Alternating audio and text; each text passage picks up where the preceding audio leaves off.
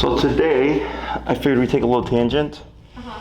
And we haven't taught place command at all, right? No, but I was hoping that would be today. Yes. So, if it ends up being a rainy day, whatever.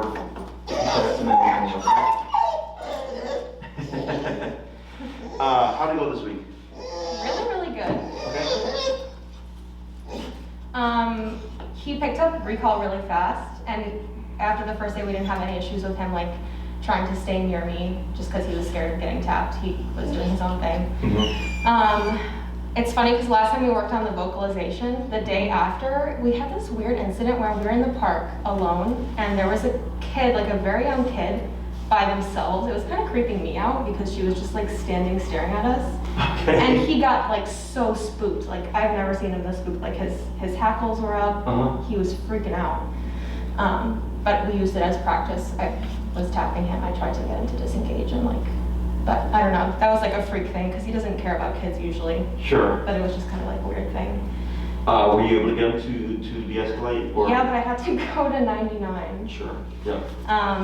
So I don't know what that was about, but we used it as a practice opportunity and he did good. He did what you said he might do. He came over to me instead of just stopping. Mm-hmm. So I just ignored him. Mm-hmm. And every time he would vocalize, I'd tap Mm-hmm. until he's able to move on. Mm-hmm. But then otherwise we just did a ton of recall. Like I took him to a bunch of different places. I took him to the beach. We practiced there. We practiced while he was playing with other dogs and he even did it then. Okay. Are you're tapping each time you call him? Mm-hmm. Good. I did want to ask, I have only been saying the word come once, is that right? Mm-hmm. So only say it once. Sometimes I don't know if he hears me, like when he's playing. Sure. So like if he doesn't hear you, the tap itself, Okay. like because it's all about context, right? Uh-huh. The only thing currently that he would be doing at a distance of you would be recall. Right. So if he felt the remote, his assumption should be probably Okay. run back to mom. Okay, cool. Yeah. And then I also noticed that I've been saying come like in other contexts, like if we're walking and I'm not necessarily making him do something, but I'm heading in this direction and I want him to like generally walk with me on the long leash, I'll be like, come on, or like in the house, I'll be like, come on, like, I don't know if I'm confusing him by saying that word and not using the tap. Like, sure. should I be using other words, or what do you think? So, to give you an example, my pet, Lexi, she's a speeding tank, if I call her outside. Okay. However, if she's waking up from a nap on the couch, it's a bit of a different story. So I'd be like, come on, Lex, let's go, right? And she'll like look at me and she'll like wake up. And I'm like, come on, Lex. And then she like stretches and like she'll like yawn and like kind of like sit there and she'll like bat her tail. I'm like, Lex, come on, let's go. And then she'll finally get up and then she'll like stretch. And then she'll come along, right? Yeah. Is the reason why I don't care is because it's inside. Right. It's all about context. So I know outside she's a speeding tank, like I said, right? And her recall within the home doesn't have an impact on that because of the context. Okay. So, for instance, my clients, most people when they practice recall, practice outside. And then we'll say like, hey Jess, you know, I called my dog inside the house the other day, they didn't come to me, and then when I remoted them, they didn't come to me either. So the first thing I ask is, have you ever practiced recall in the house? And they'll say no. I'm like, that's why. Okay. So dogs don't immediately transfer behaviors like that. So that's why it's important that you go to different scenarios. Right. So if you wanted him to do solid recall in the house, you'd have to practice. Well, I don't mind that. I'm more so asking, like, is me saying that when I'm not tapping confusing him? Like, No. am I breaking the association, I guess? No, just because it's the context. Okay. Like, he'd be like my pit, and he'd know, like, inside the house, he could get away with more stuff. Okay. Me personally, I don't care, because I know my dog and everything.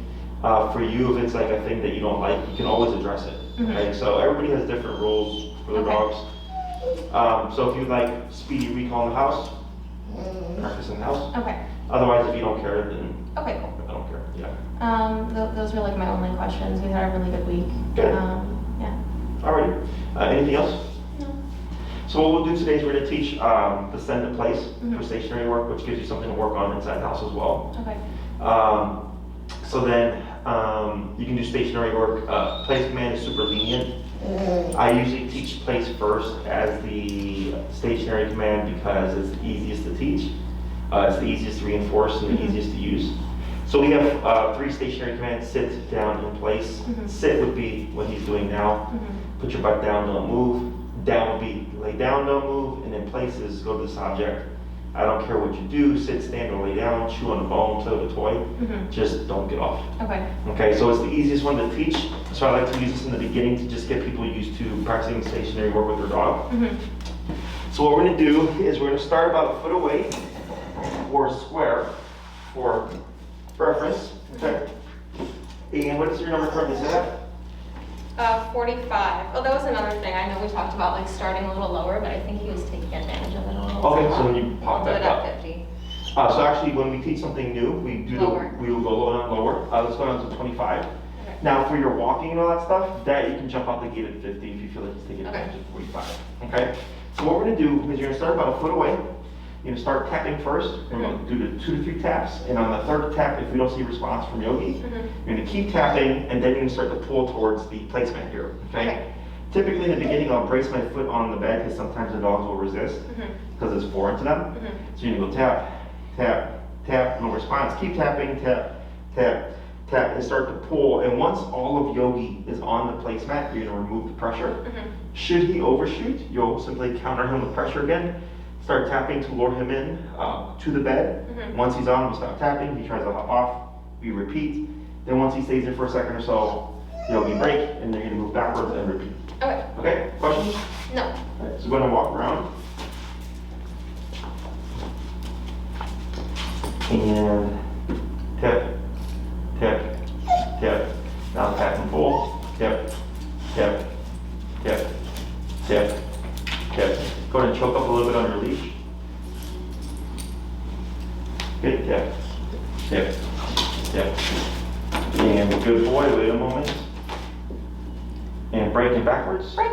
Good, and repeat that 4 more times.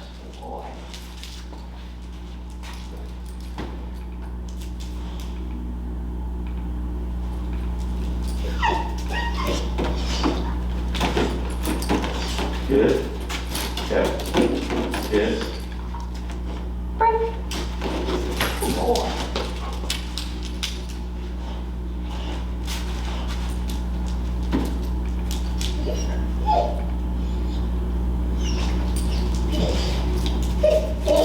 Let me have it.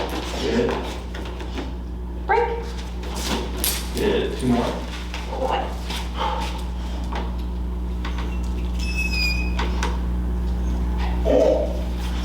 Now pull.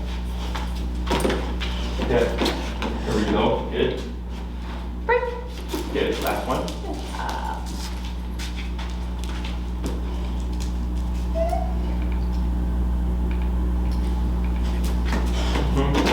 Good. Excellent. So now you're going to bump it to 30. And you're going to do the same exercise. You're going to start walking around the object and setting Yogi from the same distance of a square away, but from different angles. So Okay? every time break, try at a different spot? Exactly. Okay. Oh, I sort of did that over there. Sorry. Skip ahead.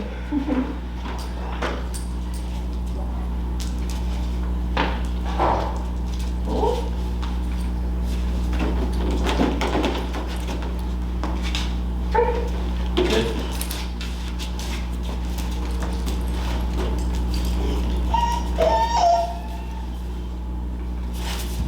Yep. Good.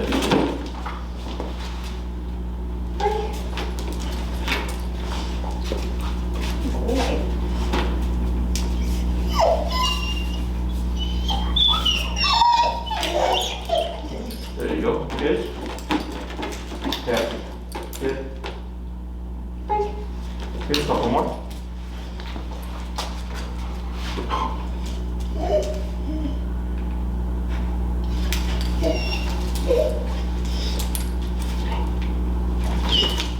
Good. Break. One more. Is this normal, him being like I mean, confused? For a Yogi. little bit? Yeah. I guess it's all in context.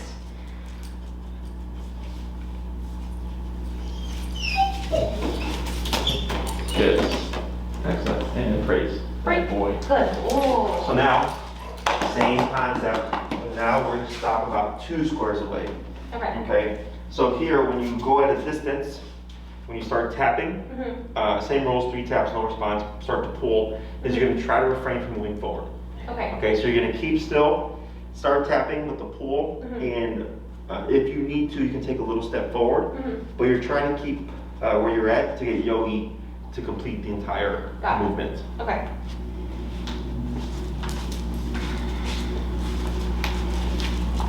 Like this?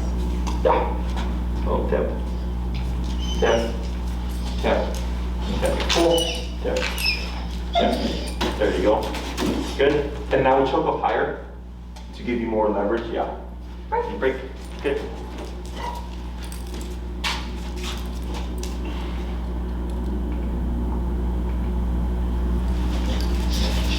There you go. Good. Okay. Good. I'm going to bump to 35. Break. Hello. There you go.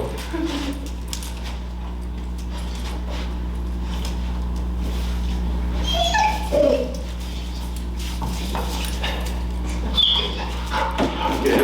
Tap. Tap. Tap. Tap. There you go. Wait a moment. Tap. Tap. There you go. Good. Tap. Wait a moment. It's all frustration. Break. Good. 2 more. What's going on?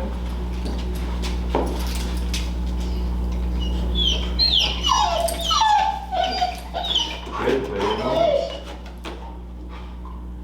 Break. Good. Go. Now this last one, once you send them, I'm going to have you keep them there, okay? Okay.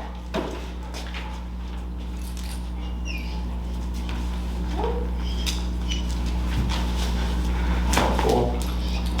Good. So then here, go in and walk around. You should stay put. And then you're going to have a seat. And if Yogi tries to go towards you, you'll start tapping and you'll use the leash to lead him back, okay? Okay. All right, so what we're doing here is teaching Yogi that when he feels the collar, it now means to go here. So for the past couple of weeks, e-collar is meant to walk to your left side. It's meant to put his butt down. It's meant to stay in position or come to you. So now we're teaching him something where it's leave my side, okay? So some of the frustration can come from that because the dog's thinking left hip. Or it can just be frustration because he's having to figure out what to do with little information, okay? So as we practice this, eventually you'll hit the button and he'll just shoot there. And then once we see that response and go, okay, cool, now we can start to label it. Okay, so by the end of class, we'll most likely be using the word of place. So there's 2 components to the place command. There's the send, and then there's the stay there, okay?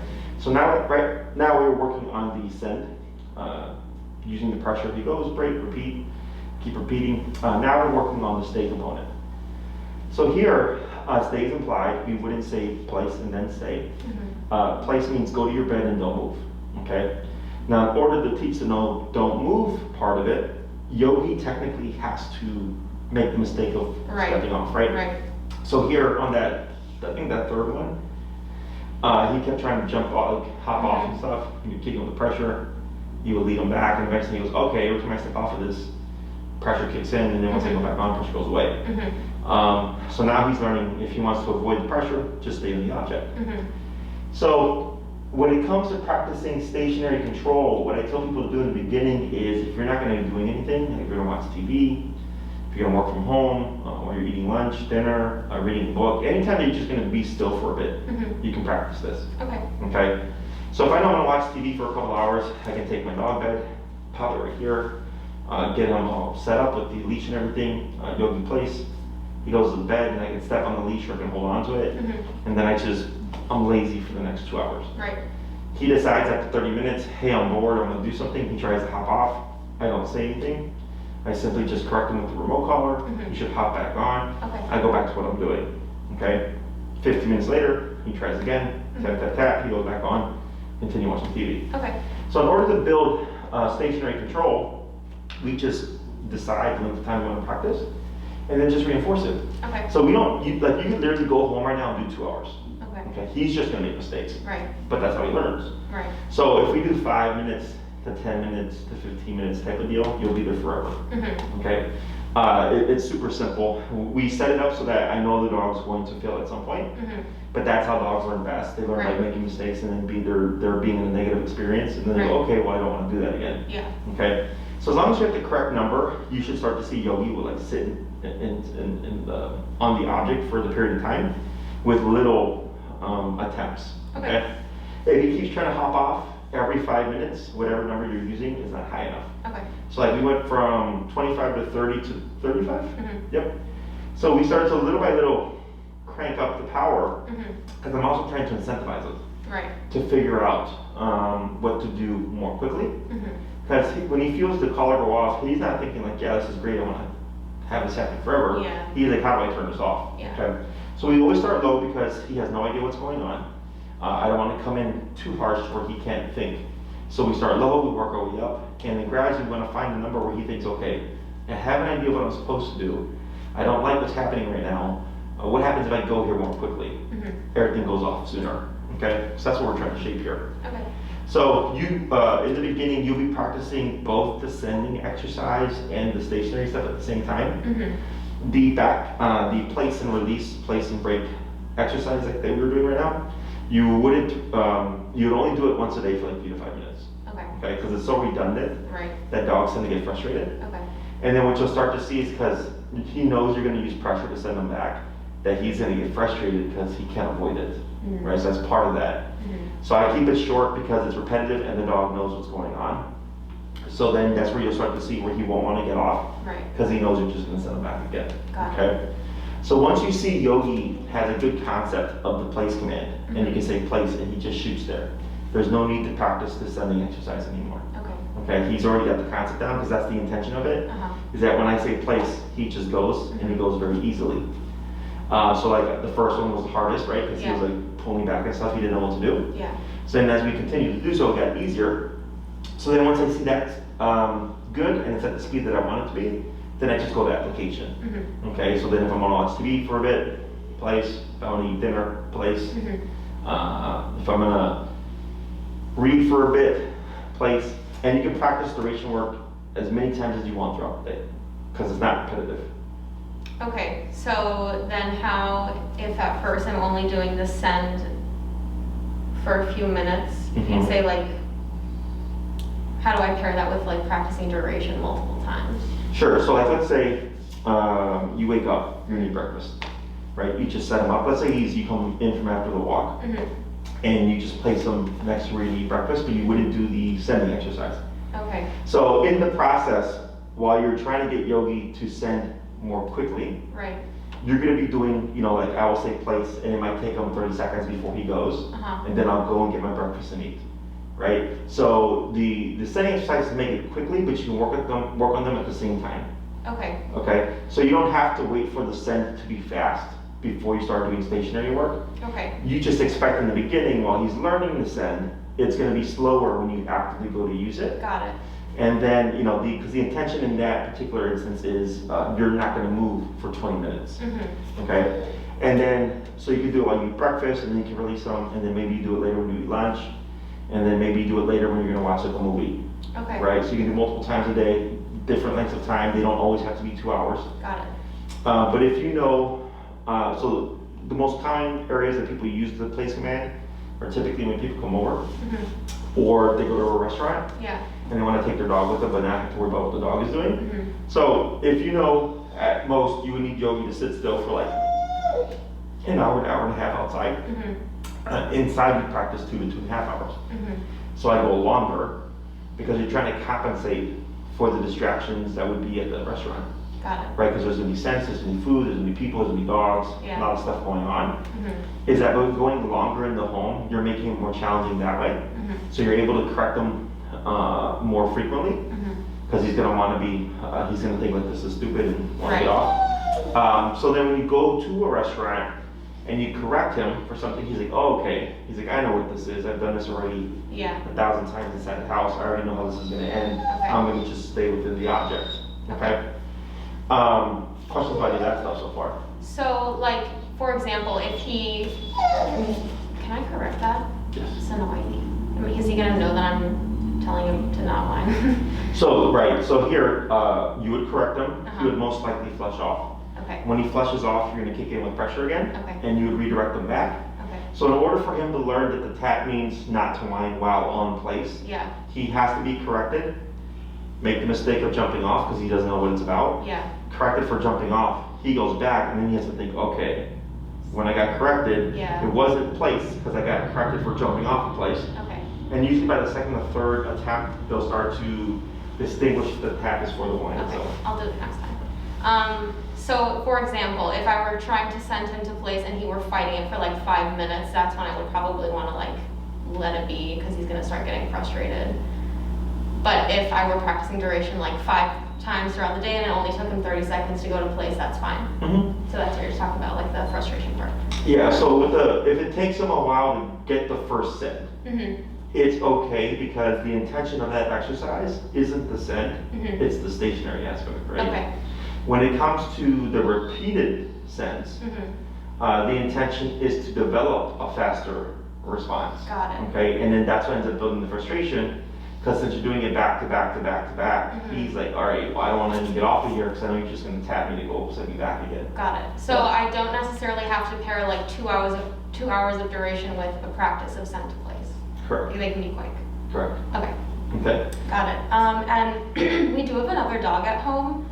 Like, should I, if he's in place, should I be keeping the other dog like away from like pestering him, or should I expect him to work through that? You gotta work through it. Okay. You know, I mean, it's nice because you have a distraction. Mm-hmm. And like, let's say, so for instance, let's say you have an area rug, Mm-hmm. okay? A real big area rug. And you teach that its place. Mm-hmm. And the dog hops on the area rug as well. They could technically play Mm-hmm. because they're within the area of the area rug. Now, if that dog leaves, Yogi cannot pursue that dog because Mhm. he's confined Right. to the area of place. So place is super versatile. It can be anything that has a perimeter. Mhm. Okay, so like this is an elevated dog bed. You could technically use a chair. You can use a blanket, a towel, Mhm. a dog bed, a rug, a kitchen mat. Anything that has a perimeter.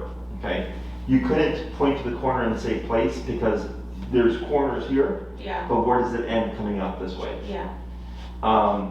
You can have one object that you move around the home, Mm-hmm. and he'll learn to recognize that one object. So when you say place, he'll find it. Mm-hmm. You can have an object in each room, in the bedroom, in the kitchen, in the living room, and he'll learn to go to the one within the context. Mm-hmm. So if he said place in the living room, he wouldn't go to the one in the kitchen. He'd go to the one in the living room. Okay.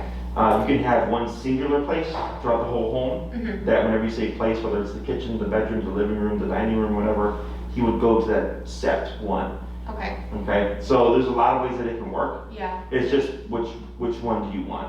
Okay. So if right now when I want to crate him, I have him, like I say crate, and that's Mhm. his command to go to the crate, can I keep that for that and have place be something else? Mhm. Okay. Yeah, and you can technically train crate with e-collar the same way you do place. Yeah, just if he leaves. Yeah, so like when I get dogs that have separation anxiety or kennel anxiety, that's the Mhm. first thing that we do. Is Okay. we put pressure behind sending dog to the kennel. Mm-hmm. So then the dog thinks that, negative kicks in, but when they go to the kennel, negative turns off. Mm-hmm. So then it makes the dog feel as if the kennel is a safe place. Okay. Yeah.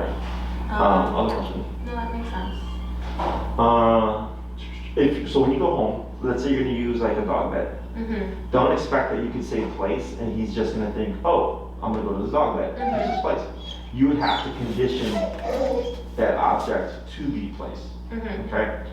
So it would be exactly what you did today. You get the dog bed, you'd start with no words, with a short leash, tapping, leaving him there, and then he would just catch on faster, because he's already done it before. Right. Okay, so then like let's say a year from now he needs a dog bed, you want to replace it with a new dog bed.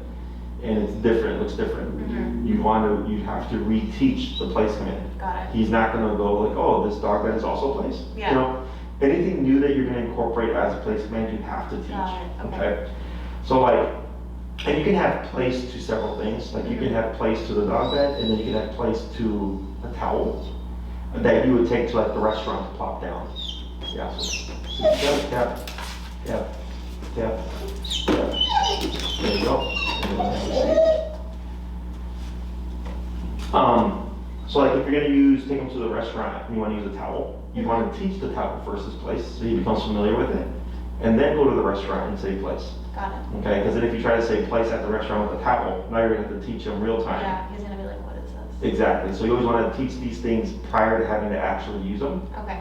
And then once he gets the send component down, then the stay part is easy. Mm-hmm. Okay, and stay tends to overlap. So if a dog can stay in place, then the stay for the down or the stay in sit positions, Mm-hmm. it's all the same thing. It's just don't move, right? Mm-hmm. So the stay component overlaps. So once we get to those commands, what I'll tell people to do is like if they've been practicing place and we teach down, Mm-hmm. I'll tell them to start doing down instead because down is more strict. So if the dog can hold the down, then they can definitely hold the place. Okay. Does that make sense? Yeah. What if he falls asleep and then wakes up? He can Do I remember. assume that he remembers? Mhm. Okay. Yeah, we still hold him to it. Okay. Okay, and so it's funny because one of my clients earlier, their dog will go to his dog bed, Yeah.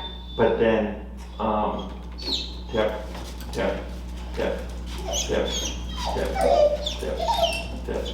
There you go. He'll go to his dog bed, and then they'll say like he'll fall asleep and wake up, and then he'll whine because he's waiting for them to release him. So he thinks that he's on place when really he went there by himself. That's so funny. Okay. Okay. So yeah, so they can definitely, if you place him and he falls asleep and he wakes up, I still hold him Okay. accountable, even like if it's the down position. Yeah. If I tell a dog down and he falls asleep and they wake up and they try to sit up, I still correct it. Okay. Okay. Other questions? No, I think not yet. So the sending part of it down. In the beginning, you want to start close. Okay. So here, because we're expecting him to make mistakes, or like the whining, Mm-hmm. right? You want to correct the whining, is he's going to make mistakes. So if you were to have him on place over there, and he started crying and you remoted him, and then he got off, now you got to walk him all the way back over there. Mhm. Okay. So this tends to be stages. Mm-hmm. First stage is at our feet or next to us, immediately close to us, so that if he gets up, it's very easy to correct him without even having to get up. Mm-hmm. If you have to get up this week, you would release Yogi first and then get up. Okay. Because if you stand up and then release him, what do you think is going to happen? He's gonna follow me? Or if I stand and then release him? I don't know. He's going to think every time you stand, you're going to release him. Oh, okay. Yeah. So it creates a pattern. So we release him first and then we get up. Well, what if I want to have him place while I'm like making food? Correct. Is that fine? As long as he's close enough to you, Uh-huh. or as long as you don't care about having to lead him back. Got it. So what happens with some of my clients is they'll kind of forget that I told them to keep the dog close by. Yeah. They'll place the dog across the room, Yeah. and then they're complaining because they're having to walk back and forth Got to it. correct Okay. the dog. Okay. And I'll tell them, well, that's why you start here. Okay, Yeah. so if you're cooking and the place is nearby and it's easy for you to correct, Uh-huh. I don't care. Okay. Or if you don't care about having to walk them back, Uh-huh. 20 times in 20 minutes, I don't care. Yeah, that would be annoying. So in the beginning, because it's harder for a dog to stay stationary Mhm. when away from you, Right. because their inclination is usually to be close to the owner. Yeah. So that's why I keep it close and then we work our way out. Mm-hmm. Okay. So for the first week, I'll tell them, keep the dog nearby. If you're going to release them, or if you're going to get up, release them first, then get up, so he doesn't pick up on a pattern. Mm-hmm. The second week, you would do Yogi in place. You would get up. He should sit still Mm-hmm. because you've already done it for a week. Okay. Okay, so he's had enough corrections that he's probably going to follow you. But when you correct him, he has a week of corrections, Mhm. right? So he's going to be okay. Like you're getting up, I'm not supposed to move. Mm-hmm. And then they can go to the kitchen, get a drink of water or whatever, and then come back and he's supposed to stay put. Mm-hmm. By the third week, we start to push a little bit distance, 4 to 6 feet away. Mm-hmm. And then by the fourth week, if everything's going really well, like he can be across the room from you, and you can like work out, you can clean, you can vacuum, move things around or whatever, and he's still supposed to hold still. Okay. So then we just gradually make it more complicated. Mm-hmm. But we always start nearby.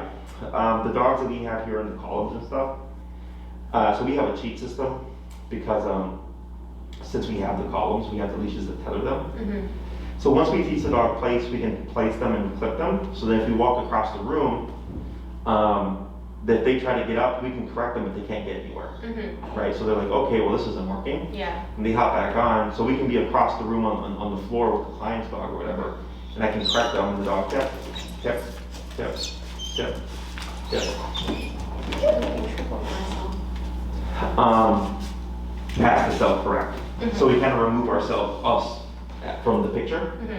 Because ideally, I want the dog to feel the remote and think to themselves, I want to go back. Yeah. Okay, so the reason why we didn't walk Yogi to the placemat is because then it makes him dependent on you having to walk him. And I want to be able to tap him and he just goes, or I want to be able to say place and he just shoots there without having to me to lead him. And that's one of the things that most trainers teach is you walk the dog. Yeah. And they get the momentum to go to place.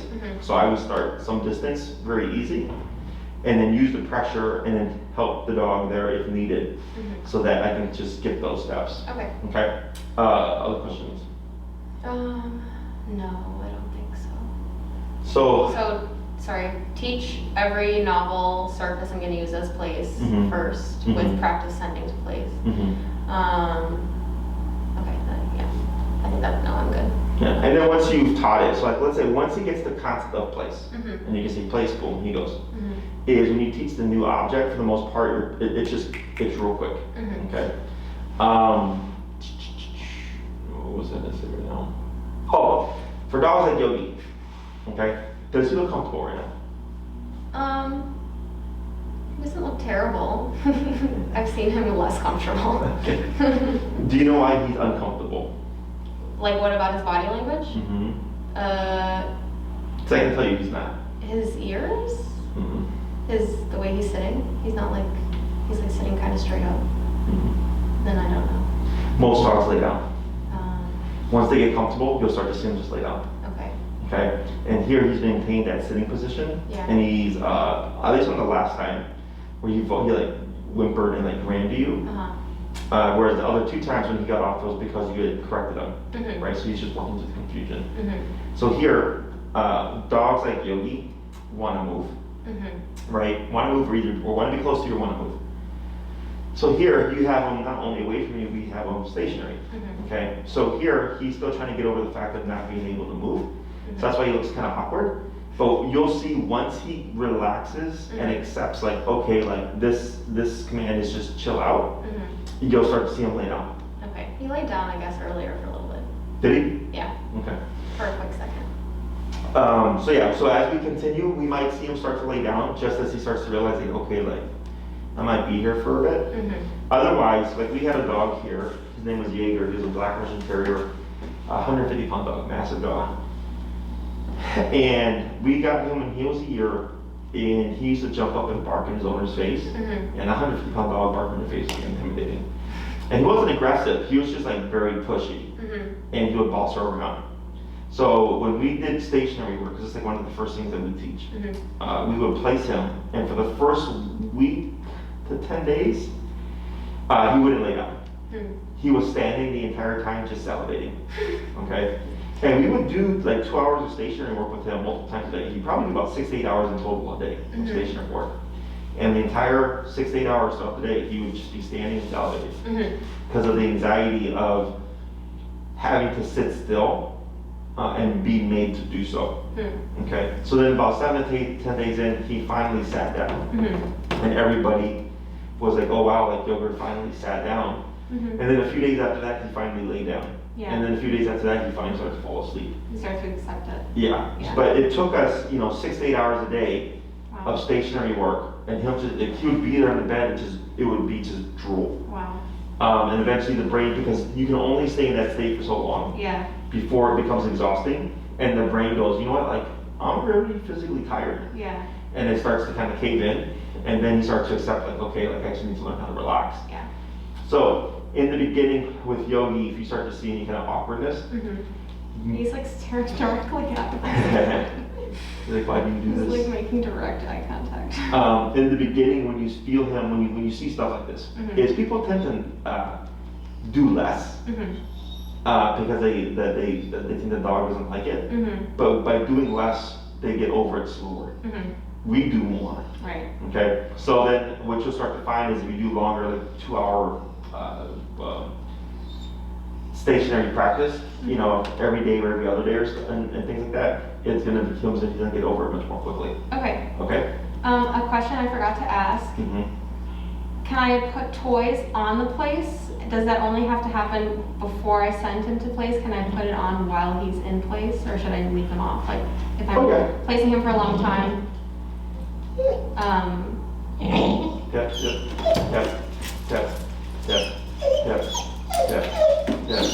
you go. Can I give him toys at any point? Yeah. Okay. So, place super lenient. You can Uh-huh. chew on a bone, play with a toy, sit, stand, lay down. I don't care what you do. Just don't get off. Okay. Okay, now one thing that could happen, because my pit did this, is I used to give her like knuckle bones, and she would roll them off, and she would whimper, grab it, take it, bring it back. 5 seconds later, you'd hear her rolling, and she'd start crying. So we started playing a game of fetch. Yeah. So that's the only thing, is that he might learn to play that game with you, where he'll like purposely throw it off to make you go get it. But technically, yes, he can have an object while he's on place, as long as, if the object rolls off, he cannot get it, of course. Right. Now, if it's like falls off the edge and he can pick it up in his mouth, that's perfectly fine. Okay. But no paws can actively come off of the area. Okay, oh, that's another question I just realized. So his bed, he likes to hang off of it. It has to be all 4 paws in the place area, right? Correct. So if his 2 paws are hanging off and his second half of his body is there, it's not place anymore. Technically, Okay. now I do look at the state of the mind. Yeah. Okay? So if he's on place and he falls asleep and he happens to be partially off, Yeah. I'm like, whatever. Okay? Yeah.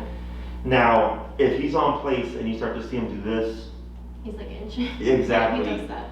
you would correct that. Okay, so like my pit, I remember when she was a puppy, I would put her on place and I would like leave to go make a sandwich or something, and I'd come back and she'd be on the floor with like 1 foot like this, and the rest of her body would be off of the bed. So she knew she had to do something with the object, but She's she like, was how pressing far it can I down. push it? Exactly. So yes, that's not allowed. Of course, we would correct that. But dogs are super smart. Yeah. They'll play that game with you.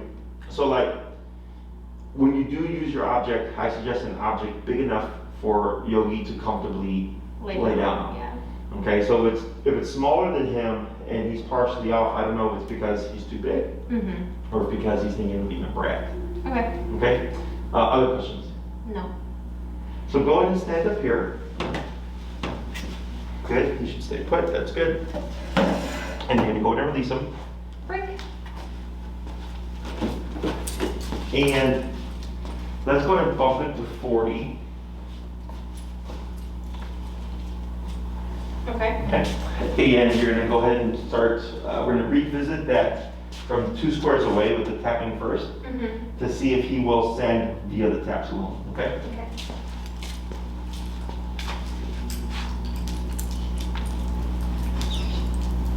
Yep, that's almost, and then full.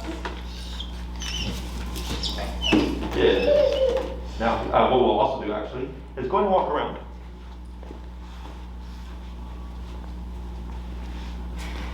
I don't think he's ever made this much eye contact with me. Go ahead and come towards him, give him some praise, and a boy. And you step back and break. Break. Good. We're gonna do that 4 more times.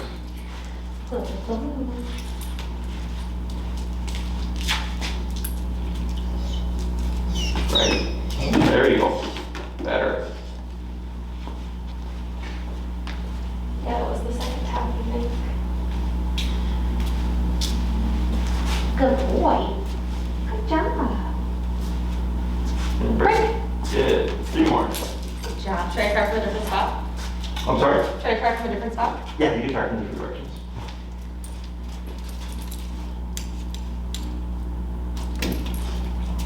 Good. Yeah, boy. Nice. So smart. Good job. Good boy. Break. Good. 2 more. Yay.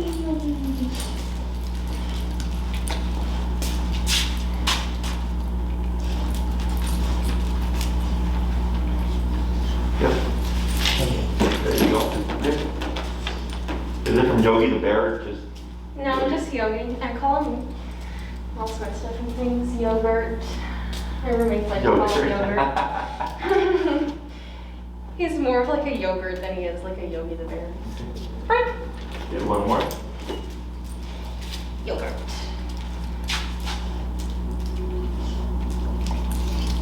There you go. Good boy. Very He's good. a little hot. And you see how some of that frustration's gone down? Yeah. Because he's starting to get the concept better now? Yeah. Good, let me put a little pause there. Good.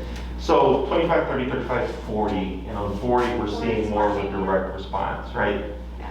So once we've conditioned the dog to kind of associate what to do in order to turn off the pressure, I'll just, incrementally going up in the collar to incentivize him Okay. to go more quickly.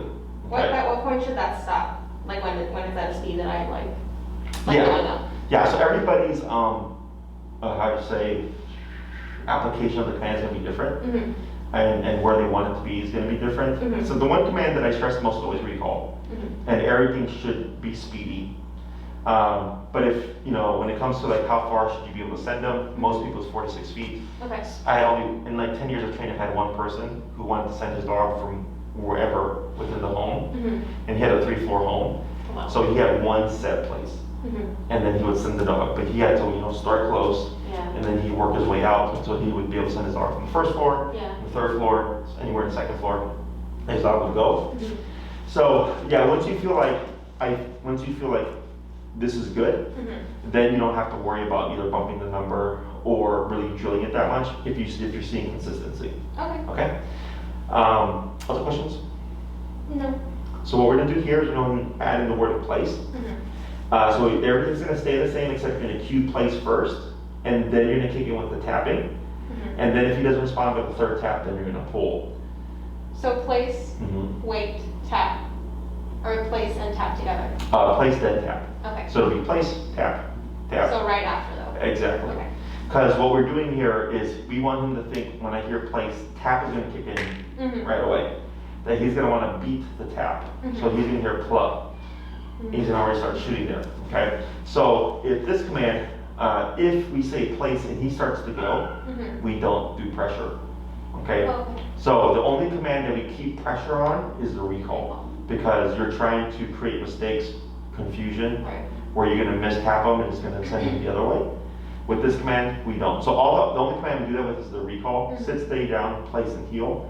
We don't. Got it. So how long should I wait? Just a second. Yeah, so it's literally place and then tap, Got it. okay? So, sorry. Say it, tap, and then what? And then keep tapping. Until he goes. Unless you see he shoots there. Okay. Okay, so if you say place tap and he starts going, we lay off the pressure. Okay. Now, if he stops going and turns around, you would then kick in with pressure again. Okay. Okay. Great.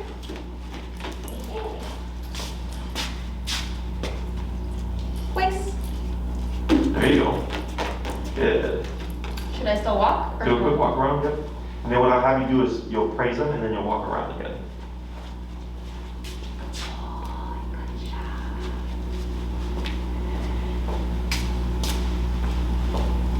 And then release. Yep. Right. Good. One more.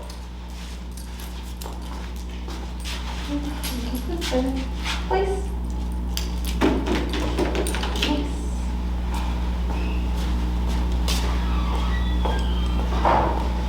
Good boy, Yogi. Good job.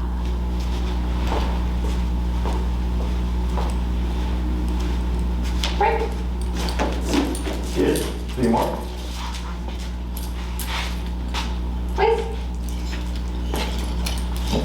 Good.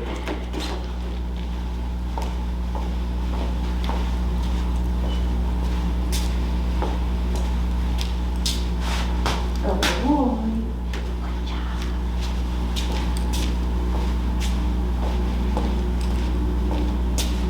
Break. Good. 2 more. Getting busy. Excuse you. Place. Oops, I just clicked at the same time.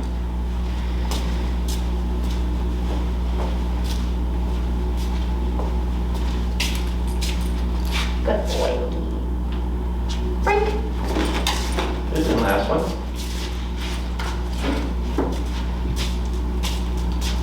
Place. There you go. Good. Excellent. Nice. And then you'll have a seat after this one. Okay? Okay. Very good. Questions about that? So here, the last batch was much better. Mhm. All we did was go to the 35 to 40. Mhm. He was getting a more direct response, so that was good. So then, if you wanted to like pair food here, you would do, place, tap, and he goes. Mhm. In the beginning, if we're really focused on teaching the send, you would reward immediately. Mhm. If he's got the send down pretty well or pretty good, you would do the send, walk around, and then feed at the end. Okay. Okay, so we make the dog work first, and then we pay them. Yeah. Okay, so it's not there as a lure to bring him to place. Mhm. It's simply there, like in the beginning, if I'm trying to set, like when he was struggling, Mhm. we could have added in food there, and it would help have sped along the process. Mhm. Or if I find the dog's having issues with like just staying put, Mhm. and we do the walk around stuff and correcting, and then feeding at the end to teach him like, just when I said you just stay here. Mhm. Okay. Okay. So we don't have to say stay. Stay is implied. Every time he gets off and you correct him, he jumps back on again. He's learning, okay, getting off is not an option. But I don't repeat the word. Correct. Okay. So like, let's say 30 minutes go by, you place Yogi, 30 minutes go by, he starts to think of getting off or is getting off, you would simply correct him, you wouldn't say anything. Okay. So your new command overrides your old command even if it's the same command. Okay. Okay? So if I said place, he goes. 5 minutes later, he gets off and I go place and he goes. Place means go there and don't move. Mhm. So if I said place and he went there and then got off and I said place again, I just simply said go there. Mhm. But I didn't say don't get off. Mhm. So that's where him attempting to sneak off or break the rules and being corrected without warning, that's what that teaches. Mhm. Okay, so when he hears place, he thinks, okay, place means go here, and if I try to get off, there's gonna be an automatic correction. Yeah. The only way to avoid it is not to step off in the first place. Yeah. And it's a very tiny detail, Mhm. but a lot of my clients from previous trainers will struggle with it, Mhm. because almost everybody repeats. Got it. Right, they'll say down, the dog gets up and they'll say down again, Right. and they'll keep repeating that.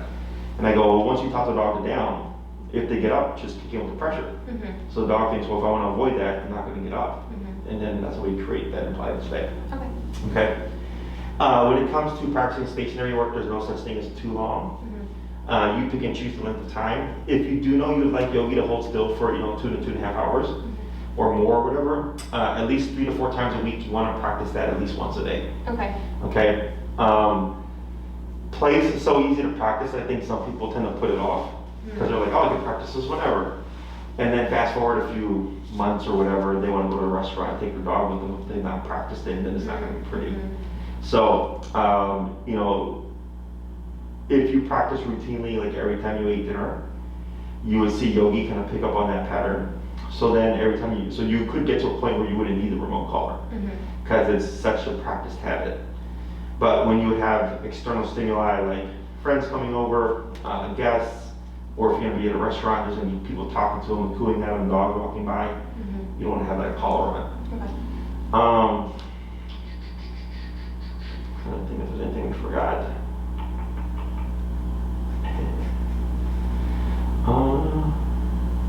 I think that's it. Yeah, that sounds good. I was gonna ask you if we were gonna learn that one today because I'm definitely ready to practice it. Yeah, this is something you can use during like rainy days or whatever. Yeah. So this is a different type of exercise. This is mental Yeah. exercise. Dogs have the capacity of a 3 to 4 year old child. So they want to move. Sitting still for them can be difficult. Yeah. So this helps challenge them mentally. Helps dogs who have a hard time turning off learn how to turn off. Perfect. So like I have a dog, his name's Marshall, he comes to daycare, he's a German Shepherd, and they're training with me, and we covered place a couple of classes a couple weeks ago, and he fell asleep. And they were shocked because they said that in the last 5 months, the only time they've ever seen him sleep was in his kennel at night. Wow. The rest of the day he would be on. Oh my God. Barking at them for attention, barking at the wind, like it was just constant, like Yeah. do something.